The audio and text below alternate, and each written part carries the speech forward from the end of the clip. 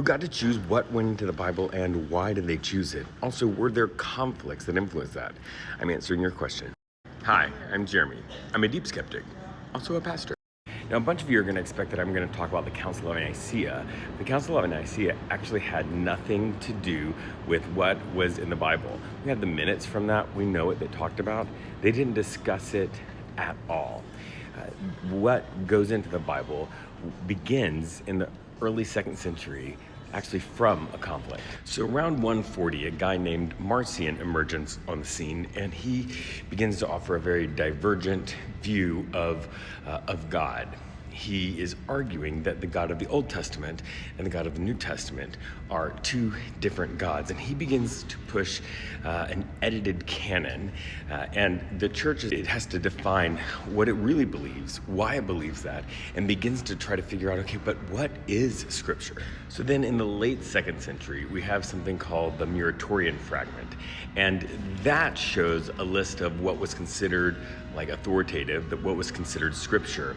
And it has almost all of the books that are in the New Testament included in that list. And then by the 4th century, Eusebius publishes a list of like what is true and what is disputed, and it is consensus on 22 books of the New Testament. In 367, Athanasius' Festal Letter gives all 27 books of the New Testament. It says that they are Scripture. And then the first official endorsement comes from the Council of Hippo in 393. But that doesn't close the canon. It's not the final word on what is in the Bible and what is not in the Bible.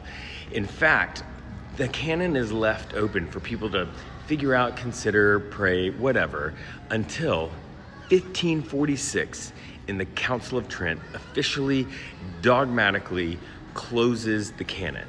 So there wasn't any church, any person, any group, any council that decides what is in the Bible. But as you understand history and read the process, there seems to be some guiding principles. The first is the apostolicity, like that it is an apostle, a disciple, or a close associate that wrote them.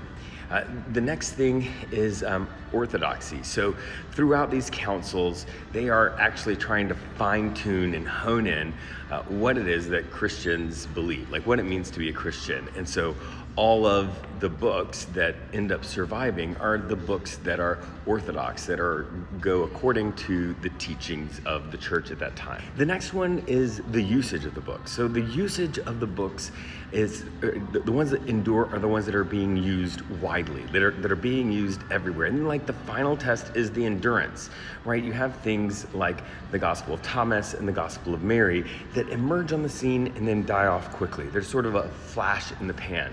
But those books that continue to endure and continue to be used widely are the ones that last all the way until the canon is fully established. But then there's the question of the Apocrypha, right? Those are those books that appear in Catholic Bibles when you buy them today, and generally not in Protestant Bibles. The story of that is really interesting as well. It all hinges on something that happens in the 3rd to 2nd centuries BCE. There's a group of scholars in Alexandria that translate the Hebrew scriptures into Greek, and they also include some Greek-only scriptures. Those scriptures, that collection is called the Septuagint, because the legend is it was 70 scholars that did it. Now, by late Second Temple Judaism, they have begun to say, no, it's really just those Hebrew scriptures that are the scripture, and they begin to sort of close it down to just those. So when the Christian Bible was being translated into Latin by Jerome, they used the Septuagint as the collection of the Old Testament books. But by the time Augustine comes around, he and the Council of Hippo begin to treat those books, the Greek text that the Jewish people had already said, no, we're just sticking with the Hebrew, as what they were calling a second canon.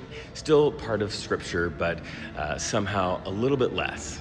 Then you come to the Protestant Reformation, Martin Luther says that the Apocrypha is part of the Bible, but it is useful for inspiration and instruction, but not for doctrine. And then you come to the 19th century, where Protestant revivalist movements begin to say that these are not scriptural. At the same time, publishers realize that this is an opportunity to save money when they are publishing the Bible, and so they begin to publish versions of the Bible that do not include the Apocrypha. So the answer is complicated, because it's like a lot of things in history, it wasn't just decided by one person or one group. It just evolved over time, which means thousands and thousands of people had the opportunity to think about it and pray about it and figure out if it was really scripture. And this is one of the beautiful things about the Bible. The Bible is not one text. It doesn't have one voice. It's a collection of texts written by all kinds of people. And then through this discernment over centuries as to what really is scripture. And that is something that when you are figuring out your beliefs and basing some of those on the Bible, it can really help you understand it at a deep level.